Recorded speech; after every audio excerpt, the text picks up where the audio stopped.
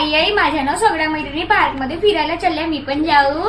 नाही ग, आता तू लहान आहेस. जातो ना ग. नाही ना ग, मोठी झाल्यावर जाशील. ठीक आहे. ए आई ऐक ना ग, माझ्या सगळ्या मैत्रिणी ना कॉलेज सुटल्यावर लंचला जाऊ म्हणतात, तर मी जाऊ का त्यांच्यासोबत? काही जायचं वगैरे नाही, अभ्यास कर चुपचाप आणि घरी बस. आजकाल जास्त फिरणं होते तुझं. ठीक आहे. माझे ना सगळे फ्रेंड्स लोक ट्रिपला जायचं प्लॅन करत आहेत, मी पण जाऊ का त्यांच्यासोबत ट्रिपला? लग्नाची वय झाली आता नवऱ्यासोबत फिरायले. खूप दिवसापासून कुठे फिरायला नाही गेलो, यांना विचारून बघू का कुठेतरी जायचं का म्हणून. ओहो, आपण कुठेतरी फिरायला जायचं का? अगं सासू सासऱ्यांकडे लक्ष दे जरा. बाळांनो, तुम्ही फिरायला चालल्या का? मला पण द्या ना तुमच्यासोबत फिरायला. तुझी वय आहे का काय आहे फिरायची?